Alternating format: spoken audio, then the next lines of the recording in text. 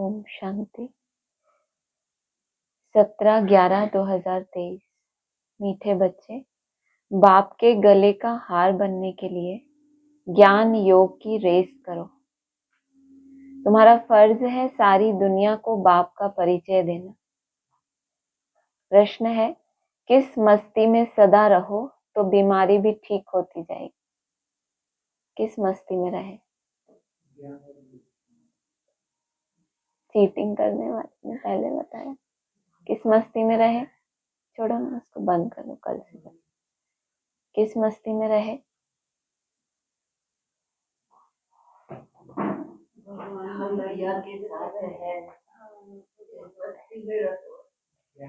ज्ञान और योग की मस्ती में रहो। इस पुराने शरीर का चिंतन नहीं करो। बीमारी ठीक होने का तरीका बताया। जितना ये बीमारी अपनी तरफ खींचेगी और हम इसके चिंतन से जितना डिटैच होंगे तो शरीर अपने आप ठीक होता जाएगा। जितना शरीर में बुद्धि जाएगी, लोभ रखेंगे। लोभ किस चीज का होता है? खान पान का लोभ होता है ना। जितना लोभ रखेंगे उतना बीमारियां आती जाएंगी। जितना शरीर से डिटैच होंगे, कोई है भी तो भागती जाएंगी। शरीर से डिटैच हुए माना लोभ खत्म होता जा रहा है, तो फिर बीमारियां भी भागती जाएंगी। इस शरीर को श्रृंगारना, पाउडर क्रीम आदि लगाना, यह सब फालतू श्रृंगार है। तुम्हें अपने को ज्ञान योग से सजाना है। यही तुम्हारा सच्चा सच्चा श्रृंगार है। गीत है, जो पिया के साथ है। ओम शांति। जो बाप के साथ है, अब दुनिया में बाप तो बहुत हैं, पर उन सभी का बाप रचयिता एक है। वही ज्ञान का सागर है। यह जरूर समझाना पड़े कि परमपिता परमात्मा ज्ञान का सागर है। ज्ञान से ही सद्गति होती है। सद्गति मनुष्य की तब हो जब सतयुग की स्थापना होती है। बाप को ही सद्गति दाता कहा जाता है। जब संगम का समय हो तब तो ज्ञान का सागर आकर दुर्गति से सद्गति में ले जाए। संगम पर हमें वो ज्ञान देता है जिससे हम दुर्गति से सद्गति में जाएं। जब सतयुग की स्थापना होने का समय आता है तो आत्माओं की सद्गति होना शुरू हो जाती है। सबसे प्राचीन भारत है। ज्ञान देना कब तक चालू रहा? बाप दादा ने कब तक ज्ञान देते रहे? फिर बोला अब ये समाप्ति वर्ष आ गया, तो वो संगम का समय। उसके बाद सतयुग की स्थापना होनी है। आत्माओं को अब सदगति में जाना है, तो संगम पर ज्ञान देना होता है सदगति में ले जाने के लिए। सबसे प्राचीन भारत है। भारतवासियों के नाम पर ही 84 जन्म गाए हुए हैं। जरूर जो मनुष्य पहले पहले हुए होंगे वही 84 जन्म लेते रहेंगे। देवताओं के 84 जन्म कहेंगे तो ब्राह्मणों के भी 84 जन्म ठहरे। मुख्य को ही उठाया जाता है। इन बातों का किसी को भी पता नहीं है। जरूर ब्रह्मा द्वारा ही सृष्टि रचते हैं।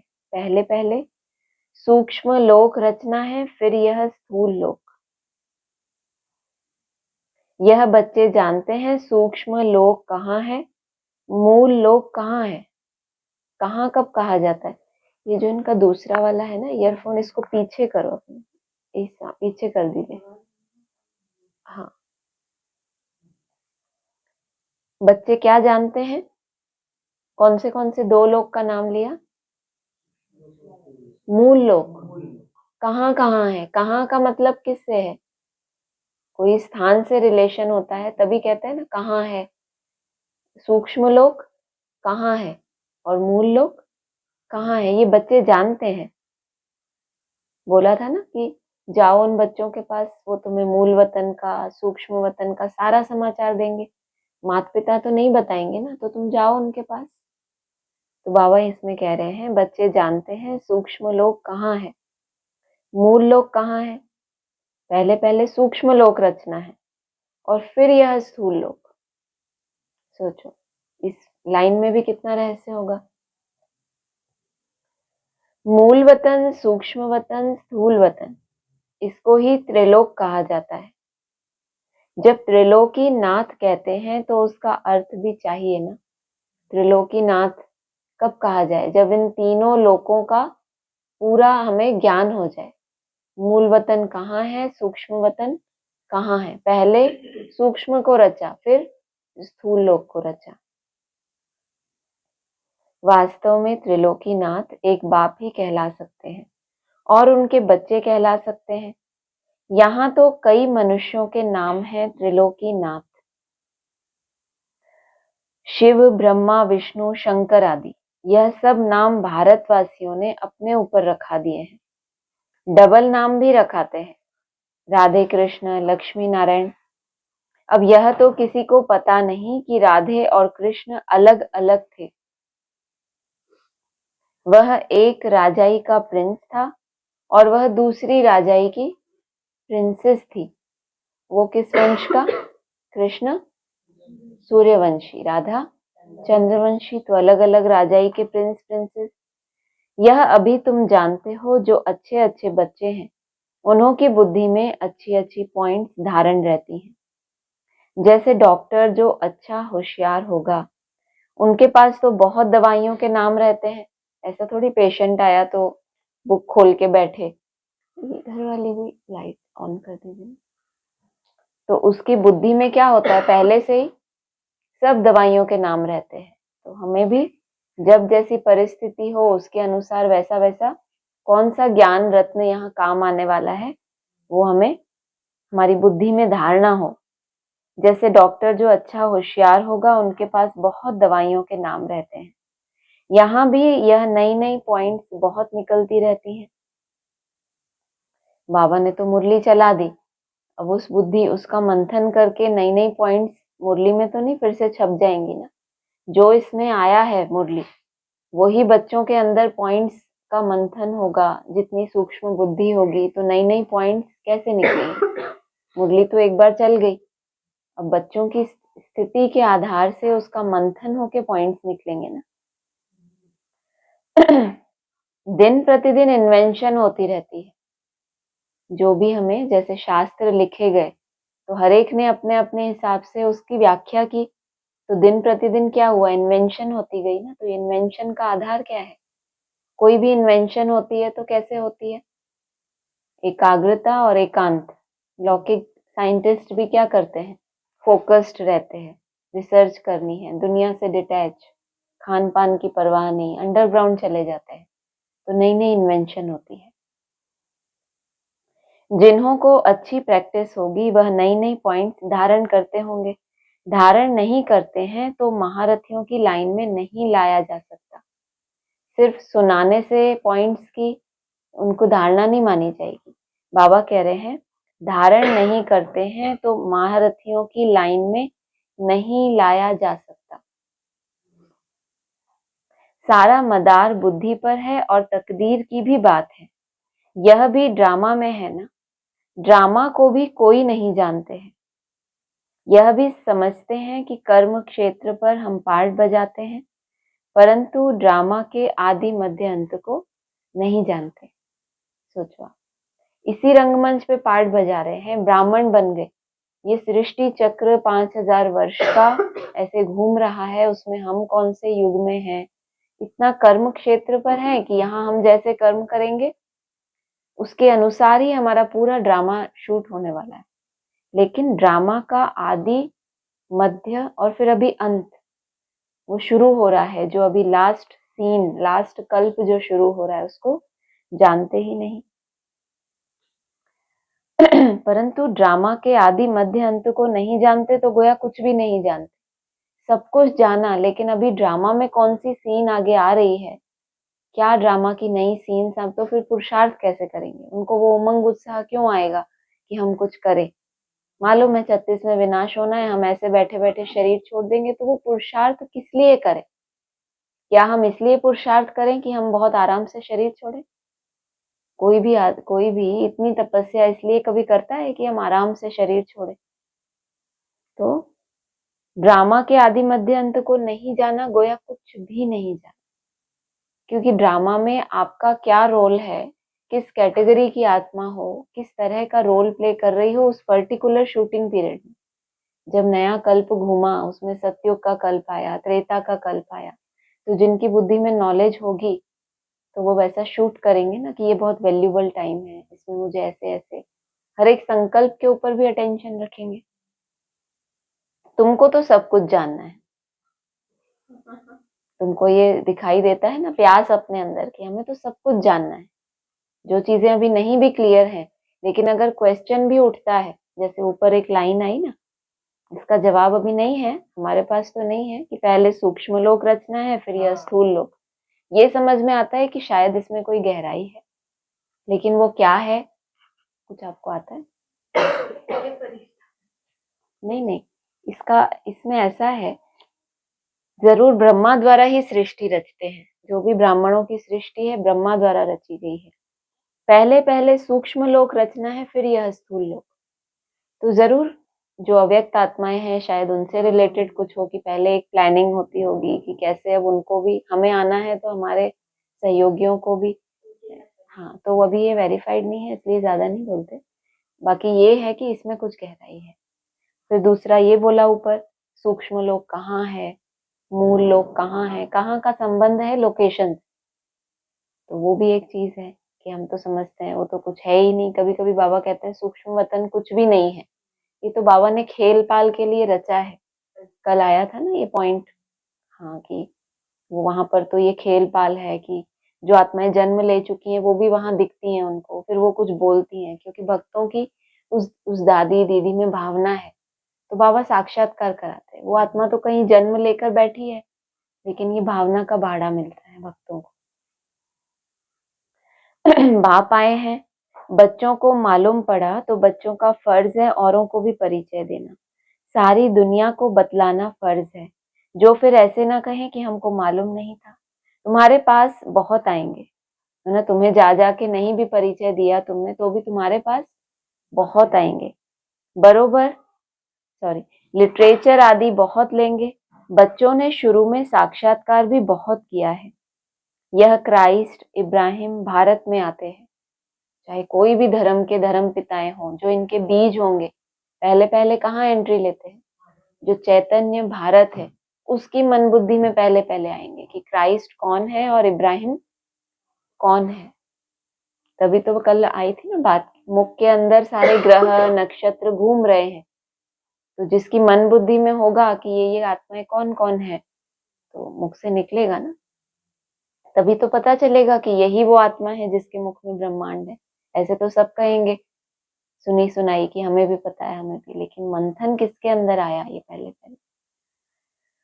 तो बाबा कह रहे हैं भारत, बरोबर भारत सबको खींचता रहता है। सोचो, जड़ भारत कोई खींचेगा? भारत सबको खींचता रहता है। सब में किसका किसका नाम लिया? अभी ऊपर नाम किसका लिया? अरे अब तो घूमने गए थे। क्राइस्ट, इब्राहिम, इन सबको भारत खींचता रहता है। प्योरिटी की आकर्षण सभी को होती है, उनमें अपने तरह की कुछ भी विशेषताएं हो, लेकिन भारत कैसा है? अविनाशी खंड। भारत में भगवान आते हैं तो आकर्षण तो होगी ना। तो बरोबर भारत सबको खींचता रहता है। खींचने के आधार पर नाम क्या पड़ा? कृष्ण माना आकर्षण करने वाला। असल तो भारत ही बेहद के बाप का बर्थ प्लेस है ना। बेहद का बाप कौन? शिव बाबा। और भारत उसका बर्थ प्लेस, जिसमें प्रवेश करके उन्हें प्रत्यक्ष होना है। परंतु वे लोग इतना कुछ जानते नहीं है कि यह भारत भगवान का बर्थ प्लेस है। उनको इतनी ये गहराई वाली बातें आप समझाओ बैठ के तो कैसा लगे?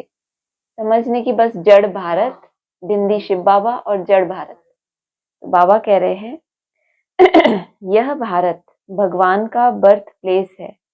भले कहते भी हैं शिव परमात्मा, परंतु फिर सबको परमात्मा कह देने से बेहद के बाप का महत्व गुम कर दिया है। परम आत्मा, परम माना सुप्रीम, जितनी भी आत्माएं हैं उनमें सुप्रीम पार्ट बजाने वाली, तो महत्व गुम हो गया। अभी तुम बच्चे समझाते हो, भारत खंड सबसे बड़े से बड़ा तीर्थ स्थान है। तीर्थ स्थान जहां पहुंचकर आपकी मन बुद्धि को क्या मिले? किनारा। तीर शब्द का मतलब होता है किनारा। तीर प्लस थ माना किनारा लगाने वाला स्थान।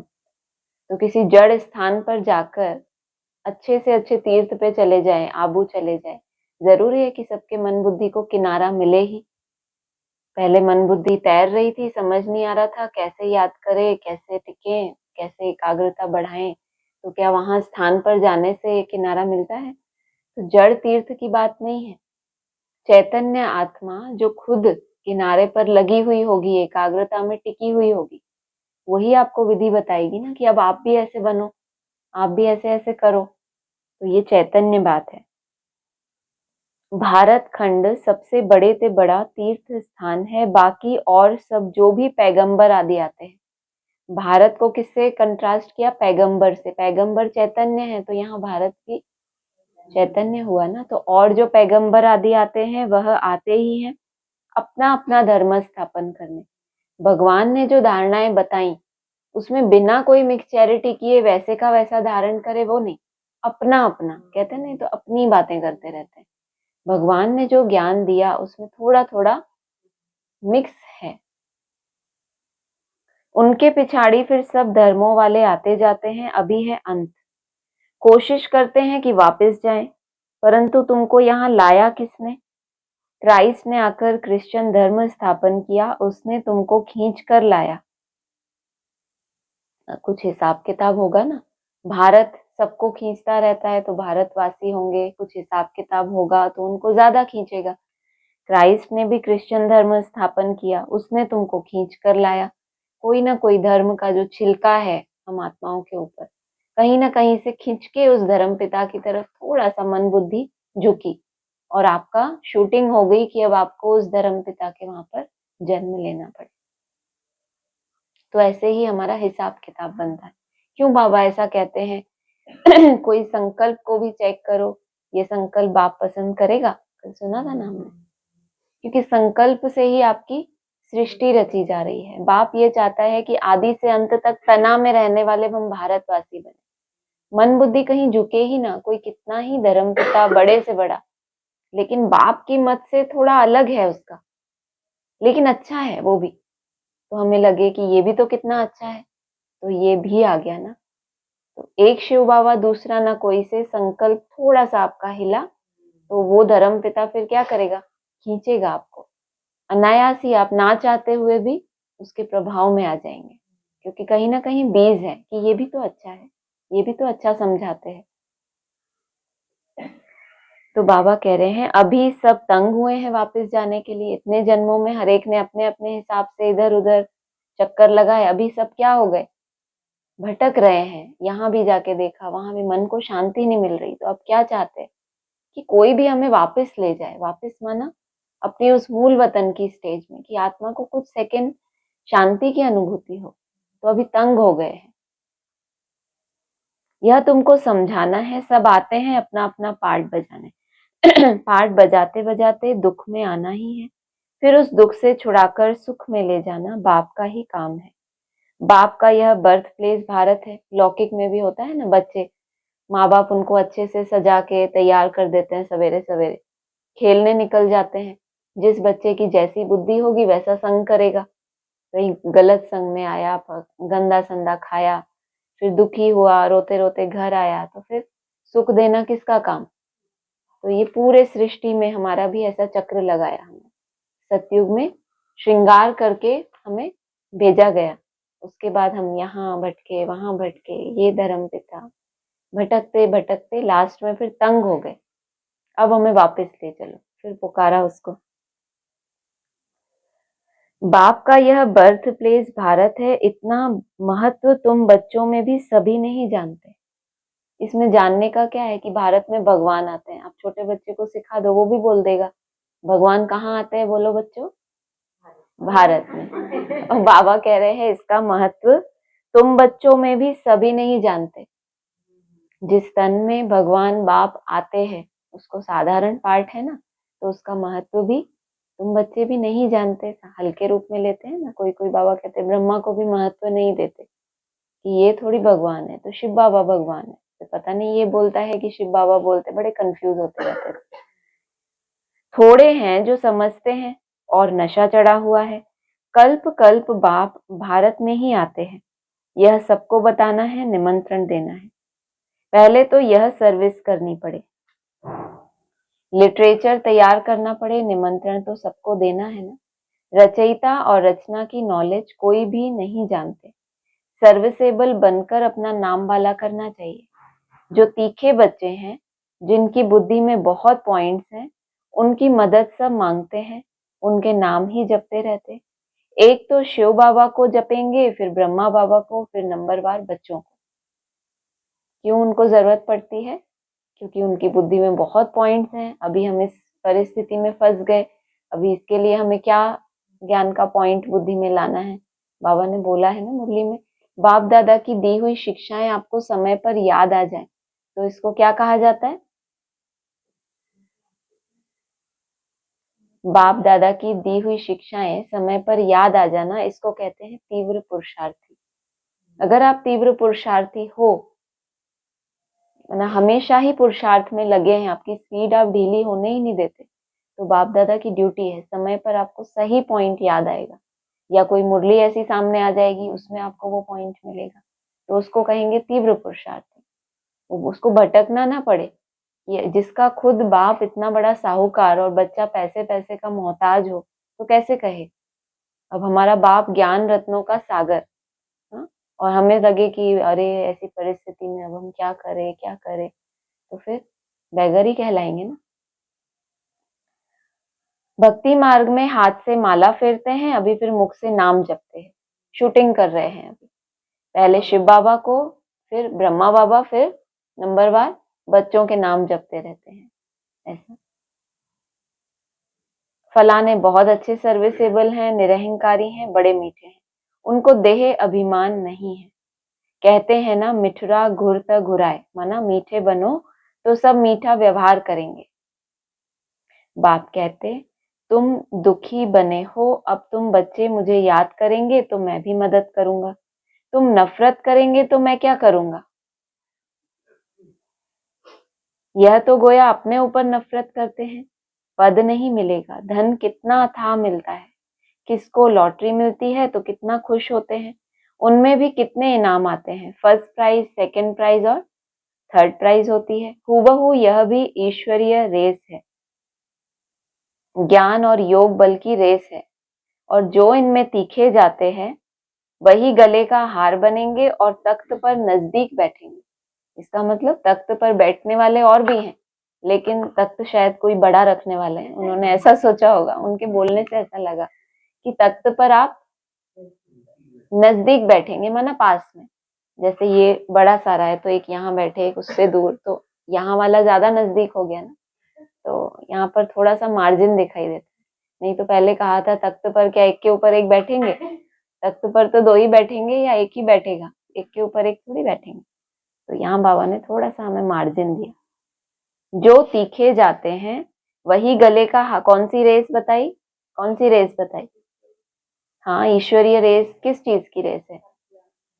हाँ हाँ हाँ, ज्ञान और योग की रेस है ना।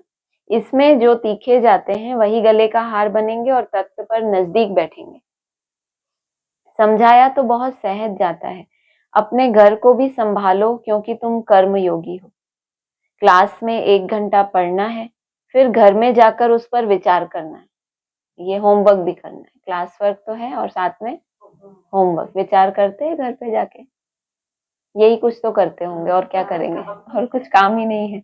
तभी तो बोला ऊपर कि घर को भी संभालो क्योंकि तुम कर्म योगी हो। मालूम है बाबा को कर्म तो तुम छोड़ नहीं सकते, और योग तुमसे बाबा छूटने नहीं देगा, क्योंकि बाबा पीछे पड़ा है ना हमारे, कुछ कर्तव्य उसको कराना है, बोला ना, उसकी अटकी है, हमारी थोड़ी अटकी है। तो फिर हल्का करने के लिए ये कहना पड़ता है, फिर अलबेलापन खत्म करने के लिए कुछ और कहना पड़ता है। तो युक्तियां हैं, ढेर सारे पॉइंट्स। स्कूल में भी ऐसे करते हैं ना, पढ़कर फिर घर में जाकर होमवर्क करते हैं। होमवर्क क्या करेंगे? किस पॉइंट का विचार मंथन करेंगे? कहाँ है इसका विचार करेंगे? Very good.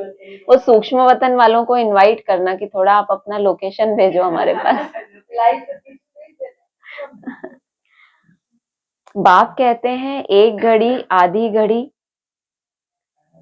सारे दिन में 8 घड़ियां होती हैं। एक घड़ी कितने मिनट की होती है? नहीं, सारे दिन में 8 पहर होते हैं, लेकिन इसमें घड़ियां लिखा है। एक घड़ी 24 मिनट की होती है, जितना मुझे पता है। एक घड़ी इसलिए कहते हैं ना, एक घड़ी आधी घड़ी, आधी की भी आधी।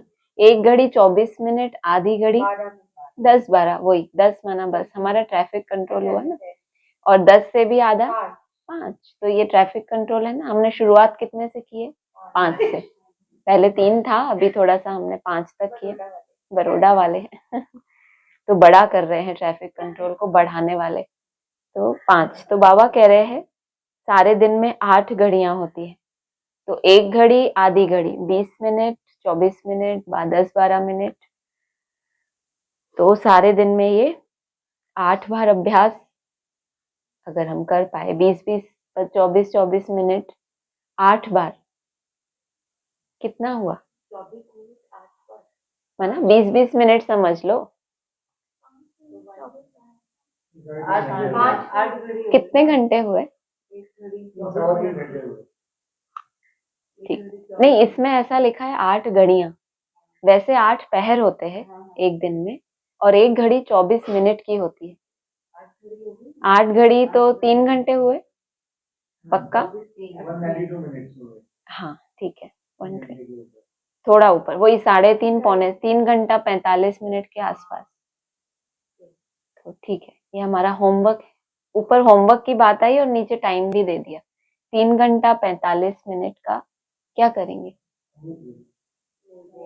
ये तो पढ़ाई पढ़ने के बाद वाला होमवर्क है। ये जो भी आप चार्ट मेंटेन करेंगे, 3 घंटा 45 मिनट आपको लगे कि मेरा, जैसे हम चार्ट भरते हैं ना, उसके नीचे अंडरलाइन करते हैं कि ये वाला बेस्ट है ना। मैंने जो आपका मेहनत जितनी भी आप कर सकते थे मैंने की, फुल ऑन, जो हम कहते हैं ना, यहाँ बैठने का अभ्यास, आसन लगाना, सारे दिन में। आज आपका ये रोज का ही समझो।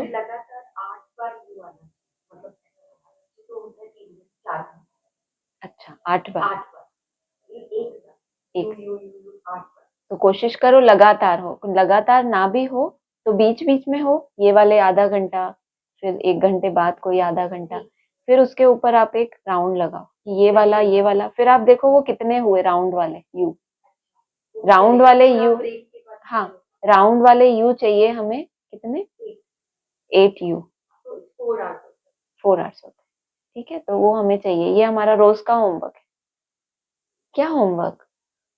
राउंड लगाना है। किस पे राउंड लगाना है? हाँ, वैसे वाले हमें 8 चाहिए। यहाँ वाले अलग है। हाँ, ये क्लास वर्क वाले नहीं, यही तो सारे ही आप यहाँ ही लगा दोगे। 4 से 8, 4 से 8 आपकी भट्टी हो गई, लग गई। ये होमवर्क की बात है, क्योंकि यहाँ देखो ना, आप ध्यान दो इस पे।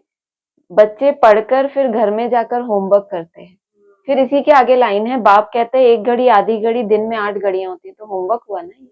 बाबा का इशारा हमें लेना है ना, समझना है ना। बाबा को डायरेक्ट बोलने की आदत नहीं है, तो हमें उनकी तरह गोल गोल बनना पड़ेगा।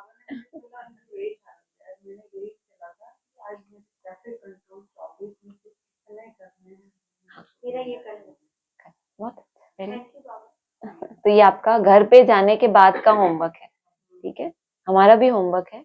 आप सबके जाने के बाद हम कितना होमवर्क करते, सबका होमवर्क है।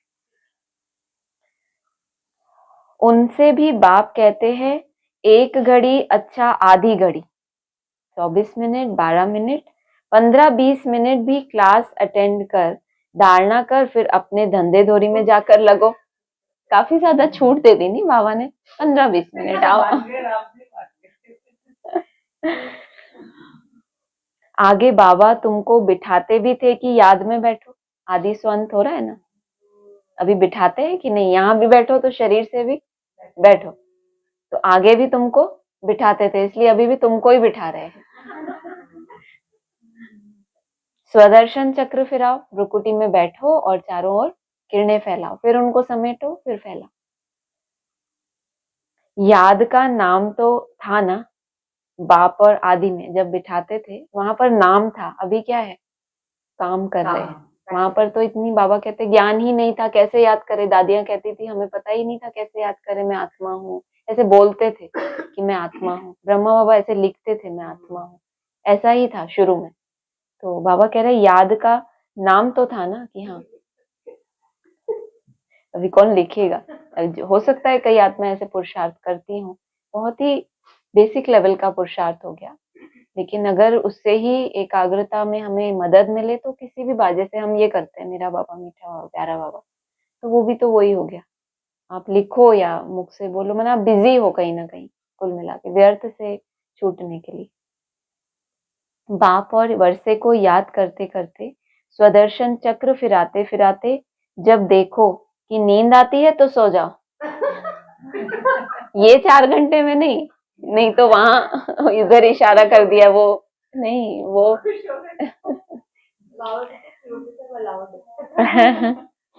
फिर अंतमति सुगति हो जाएगी, फिर सवेरे उठेंगे, ये रात की बात है, ऐसे नहीं कि हर कभी सो जाओ। सवेरे उठेंगे तो वही पॉइंट याद आती है। रात को सोने से पहले जो स्वदर्शन चक्र फिराओ, याद में बोला था ना भाई साहब ने, सोने से पहले आधा घंटा 15 मिनट ऐसे बैठो, अच्छे से याद करो। फिर जिस मंथन में आप शरीर छोड़ देंगे कह रही हूँ, आत्मा शरीर से डिटैच हो जाएगी।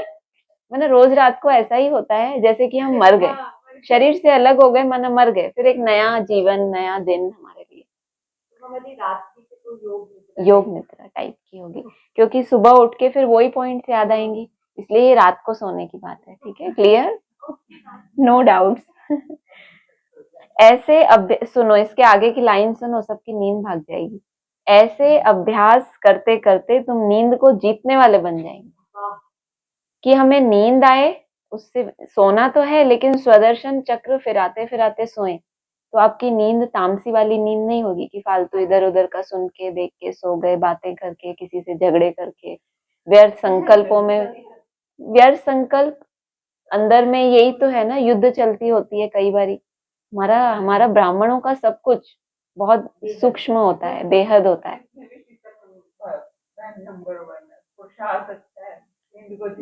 हाँ, अभी राउंड थोड़े कम लगाते हैं, थोड़ा अभी और वो करना है उनको। शाम को बहुत राउंड लगाए, लेकिन बहुत ज्यादा वो गुप्त पुरुषार्थी, आप लोगों के सामने ऐसा नहीं दिखाते ज्यादा कि बहुत तीव्र पुरुषार्थ कर रहे हैं। लेकिन बहुत बढ़िया। शाम को केवल हम 3-4, हाँ 3-4 लोग ही थे, लेकिन इतना अच्छा वायुमंडल था, हम भी घूम के, भी घूम के, पूरे टाइम हम लोग घूम घूम के बड़ा मजा आया। हाँ, बहुत अच्छा, तभी तो वायुमंडल अच्छा होता है। चारों तरफ हम जब एक जैसी मेहनत करते हैं तो प्रभाव, जो करेगा वो पाएगा।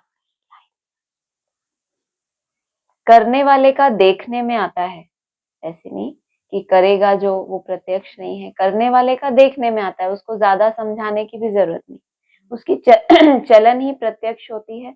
ना करने वाले की चलन ही और होती है।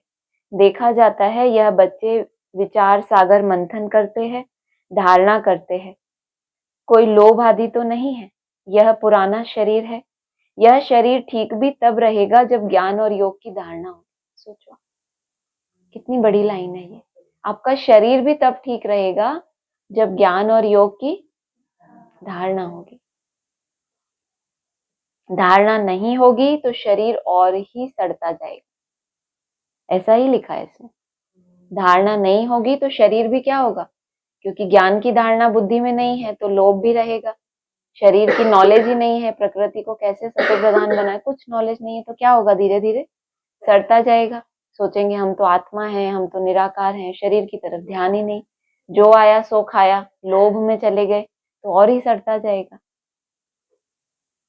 धारणा नहीं होगी तो शरीर और ही सड़ता जाएगा। नया शरीर फिर भविष्य में मिलना है, इसका मतलब यहाँ आपको सड़े हुए में ही रहना पड़ेगा अगर आपकी ज्ञान योग की धारणा नहीं है। इस पॉइंट को हमें समझना है। ज्ञान योग की धारणा है तो आपका शरीर भी क्या होगा, ठीक रहेगा, और अगर नहीं है सड़ता जाएगा। फिर वो नया शरीर तो ये छोड़ने के बाद नए जन्म में मिलेगा, लेकिन यहाँ ही ये शरीर आपका ठीक रहे ऐसा नहीं हो पाएगा। तो दोनों तरह की बातें हैं। ज्ञान योग ठीक रहा तो शरीर भी ठीक।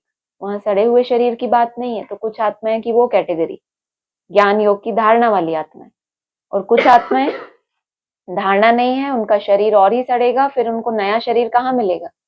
भविष्य में मिलेगा। आत्मा को प्योर बनाना है, यह तो पुराना शरीर है, इनको कितना भी पाउडर लिपस्टिक आदि लगाओ, श्रृंगार करो तो भी वर्थ नॉट अ पेनी है। यह श्रृंगार सब फालतू है। अब तुम सबकी सगाई शिव बाबा से हुई है, बधाई हो। सबकी सगाई किससे हुई है? जब शादी होती है तो उस दिन पुराने कपड़े पहनते हैं। अब इस शरीर को श्रृंगारना नहीं है, श्रृंगार करना बंद। ज्ञान और योग से अपने को सजाएंगे तो फिर भविष्य में प्रिंस प्रिंसेस बनेंगे। यह है ज्ञान मान सरोवर, इसमें ज्ञान की डुबकी मारते रहो तो क्या बनेंगे? स्वर्ग की परी बनेंगे। किसमें डुबकी मारो? कौन है ज्ञान मान सरोवर? कौन? चैतन्य ज्ञान मान सरोवर, ज्ञान को सबसे ज्यादा मान देने वाला सरोवर। बाबा ने ऐसा बताया, ज्ञान को सबसे ज्यादा मान देगा तो जीवन में धारण करेगा ना। जल कैसा है उसका? एकदम पारदर्शी, कोई मिक्सचैरिटी नहीं, तो उसमें डुबकी लगाओ। उसके पास भी तो ज्ञान का भंडार है ना, तो उसमें डुबकी लगाओ, वरना डूब मरो, कहते हैं ना, डूब मर जाके मर जाओ देवभान से। उस ज्ञान में डुबकी लगाई, देवभान से मरे तो स्वर्ग की क्या बनेंगे? परी बनेंगे। कहते भी हैं, सॉरी, हाँ, प्रजा को तो परी नहीं कहेंगे। कहते भी हैं कृष्ण ने भगाया फिर महारानी पटरानी बनाया। ऊपर ज्ञानमान सरोवर ने परी बनाया और कृष्ण ने महारानी पटरानी बनाया। तो ये कंट्रास्ट क्यों किया दो आत्माओं का? तो उसी आत्मा का चैतन्य रूप हो गया ना वो ज्ञानमान सरोवर। नहीं, थैंक यू। ऐसे तो नहीं कहेंगे कि भगाकर फिर प्रजा में चंडाल आदि बनाया, माना आपकी मन बुद्धि को अपने पीछे भगाया। शिव बाबा ने आकर्षण किया, करने वाला आकर्षण कौन? शिव बाबा। बाबा कहते हैं इसने तुमको नहीं खींचा, मैंने तुमको खींचा। मेरा काम था तुमसे, मुझे तुमसे कुछ काम कराना था, तो मैंने तुमको खींचा, मैंने भगाया। मन बुद्धि भागी ना, यहाँ वहां से मिट गई। तो प्रजा में चंडाल आदि बनाने के लिए तो नहीं भगाया ना, भगाया ही महाराजा महारानी बनाने के लिए। तुमको भी यह पुरुषार्थ करना चाहिए। ऐसे नहीं कि जो पद मिले सो ठीक, मेरी तो कोई कामना ही नहीं है। यहाँ मुख्य है पढ़ाई। यह पाठशाला है ना, गीता पाठशाला बहुत खोलते हैं। वह बैठ सिर्फ गीता सुनाते हैं, कंठ कराते हैं। कोई एक श्लोक उठाकर फिर आधा पौना घंटा उस पर बोलते हैं।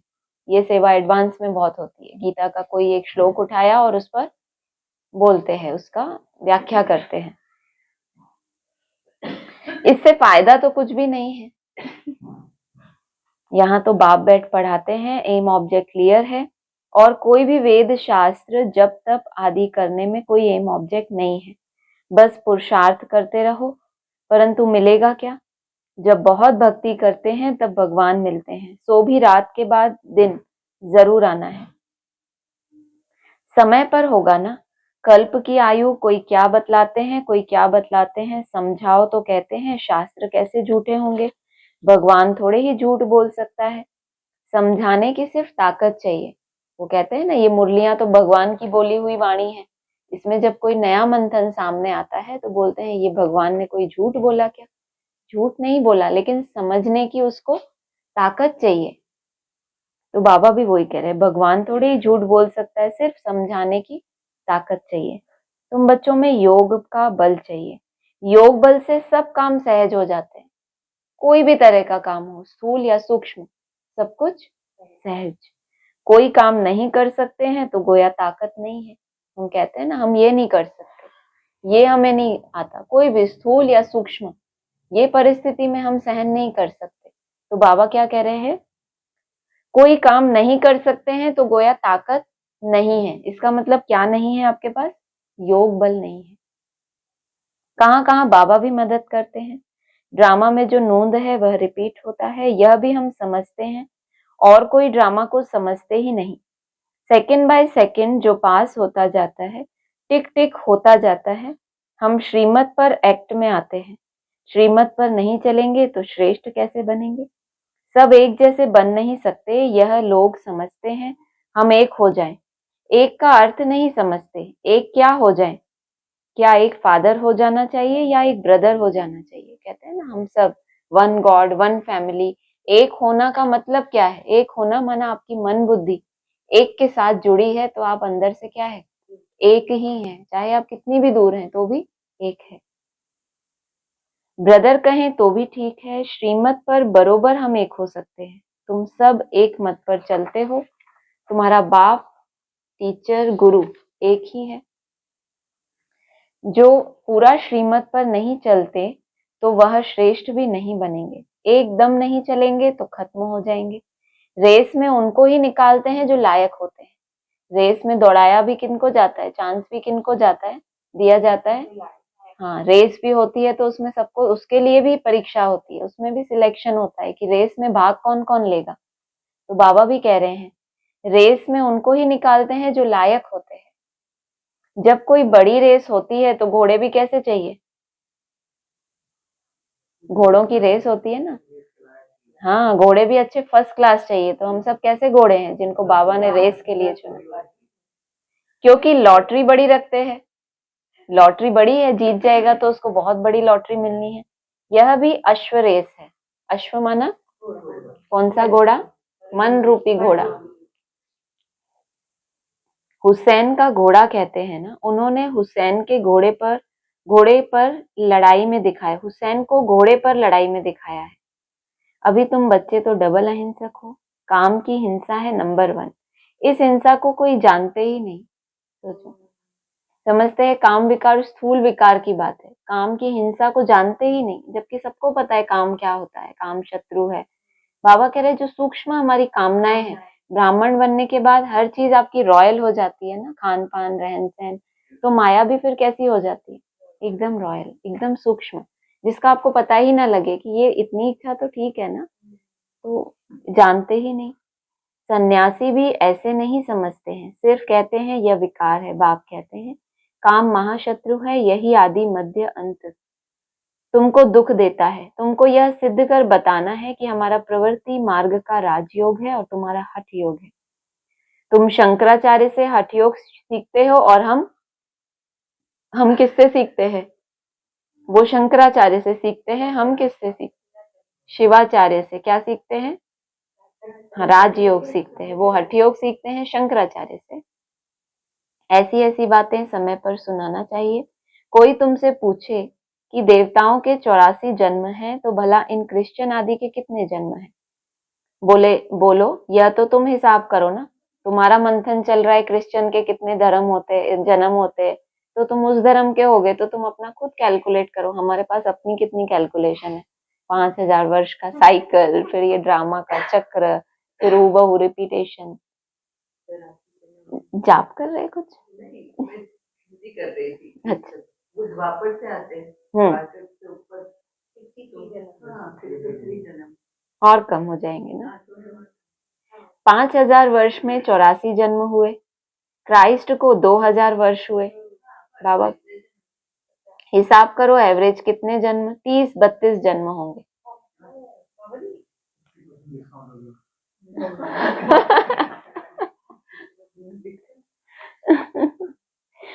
नहीं, मैंने रात को बैठ के ना कटिंग शटिंग की है।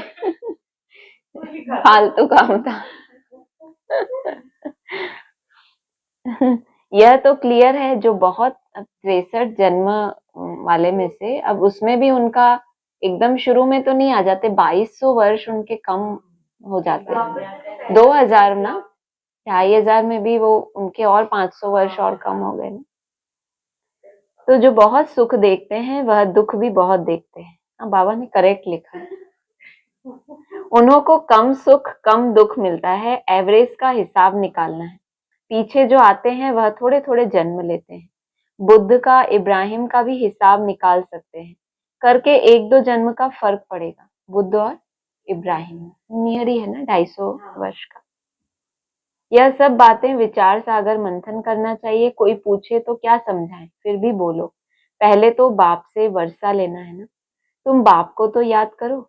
जन्म जितने लेने होंगे उतने लेंगे, बाप से वर्षा तो ले लो, तुम्हें उससे क्या। सर ने सारा बता भी दिया, संतुष्ट भी कर दिया, फिर बोला ज्यादा क्यों इसमें पढ़ना है। अच्छी रीति समझाना है, मेहनत का काम है, मेहनत से ही सक्सेसफुल होंगे। इसमें बड़ी विशाल बुद्धि चाहिए। हम कहते हैं ना ऐसी मेहनत कब तक करते रहें, कुछ मिलता तो है नहीं। बाबा कह रहे हैं मेहनत से ही सक्सेसफुल बनेंगे, और उस सक्सेस का मजा भी आएगा जो आपको अपनी मेहनत से मिली है। सिर्फ आशीर्वाद हो जाए और हम उड़ रहे हैं, बस हम तो उड़ ही रहे हैं 4 दिन बाद वापस, उसमें आपको मजा आएगा? क्योंकि वो आपकी मेहनत की कमाई नहीं है ना, मुफ्त का है। तो मुफ्त की चीज की तो वैसे भी वैल्यू कम ही होती है। जो चीज हम मेहनत करते हैं, मेहनत करके करते हैं, उसको हम कितना वैल्यू देते हैं कि मैंने इतनी मेहनत की इसके पीछे और तुमने ऐसे ही उसको तोड़ दिया। कोई भी चीज हो तो ऐसे ही पुरुषार्थ का भी है।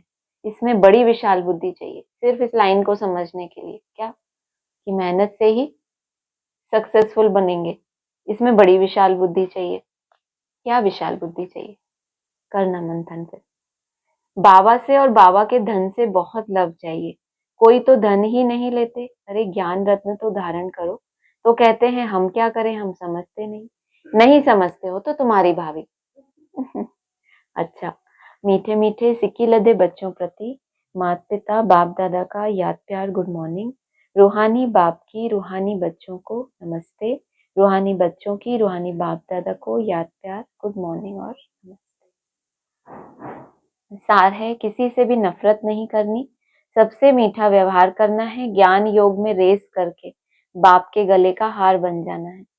दूसरा है, नींद को जीतने वाला बन सवेरे सवेरे उठ बाप को याद करना है। स्वदर्शन चक्र फिराना है, जो सुनते हैं उस पर विचार सागर मंथन करने की आदत डालनी है। आज जो सुना उसमें से कुछ ऐसी बातें हमारी बुद्धि में दिन भर रहे कि कल हमने क्या सुना, या क्या ऐसा खास पॉइंट, कुछ भी नया तो हमें कुछ ना कुछ मुरली में मिलता ही है। तो वरदान है, बुद्धि को डायरेक्शन प्रमाण श्रेष्ठ स्थिति में स्थित करने वाले मास्टर सर्वशक्तिमान भाव। सर्वशक्तिमान कब बनेंगे? जब बुद्धि को अपने ऑर्डर प्रमाण, अपने डायरेक्शन प्रमाण श्रेष्ठ स्थिति में टिका सके। कई बच्चे जब योग में बैठते हैं तो आत्मा अभिमानी होने के बदले क्या याद आता है उनको? सेवा याद आती है। लेकिन ऐसा नहीं होना चाहिए, बताओ ब्राह्मणों को। हम कहते हैं ना, हम जो कर रहे हैं, बाबा तो कह रहे हैं अगर सेवा की स्मृति भी आई योग के समय तो भी आपकी वो स्थिति सही नहीं है। तो स्थूल सेवा सिर्फ कर ही कर रहे हैं और हम हमें वही याद है, का मतलब स्थूल सेवा में अगर स्मृति नहीं है तो वो भी योग युक्त सेवा नहीं है। और योग में बैठते समय सेवा की स्मृति आई तो वो भी फेलियर। लेकिन ऐसा नहीं होना चाहिए, क्योंकि लास्ट समय अगर अशरीरी बनने के बजाय सेवा का भी संकल्प चला तो सेकंड के पेपर में फेल हो जाएंगे। ये रिजल्ट दे दी बाबा ने पहले ही। उस समय सिवाय बाप के निराकारी, निर्विकारी, निरहंकारी और कुछ याद ना हो। ब्रह्मा बाबा ने लास्ट 3 शब्द यही बोल के गए थे ना। उनको तो आभास था कि मुझे अब अव्यक्त होना है, तो लास्ट में कौन से 3 शब्द याद रखे उन्होंने? निराकारी, निर्विकारी, निरहंकारी। तो बच्चों को क्या करना है? ब्रह्मा को फॉलो करना है ना कर्मों में। और कुछ याद ना हो सेवा में, फिर भी साकार में आ जाएंगे। सोचो, सेवा में आए माना साकारी स्थिति, मंथन है आकारी स्थिति, निराकारी अशरीरी स्थिति, स्टॉप, कोई संकल्प नहीं। 3 स्थितियां हैं। सेवा में आएंगे तो फिर भी साकार में आना पड़े, फिर आपकी अपनी मेहनत, कितना डिटैच होने का, लेकिन फिर भी बाबा ने लगाया साकार में आना ही पड़े। तो आप सेवा को सिर्फ योग कह दो, ये बाबा की परिभाषा के हिसाब से नहीं फिट बैठ रहा, इस लाइन के हिसाब से। इसीलिए अभ्यास करो। हाँ, आप सेवा में हो, साकार में हो, लेकिन अभ्यास आपका बार बार ऊपर जाने का है कि मैं आत्मा कर रही हूँ, तो भी आप बेटर हो उनसे जो एकदम साकारी होकर सेवा कर रहे हैं। इसलिए ये अभ्यास करो, जिस समय जिस स्थिति में स्थित होना चाहो स्थित हो जाए। तब कहेंगे मास्टर सर्वशक्तिमान, कंट्रोलिंग और रूलिंग पावर वाले। जिसके पास कंट्रोलिंग और रूलिंग पावर है वही क्या होता है? राजा कहलाता है ना। स्लोगन है, किसी भी परिस्थिति को सहज पार करने का साधन क्या है? याद, और परिस्थितियों में तो याद ही तो चली जाती है ना सबसे पहले। हाँ, कौन सा point? उस समय पुरुषार्थ नहीं होता ना, परिस्थिति जब होती है।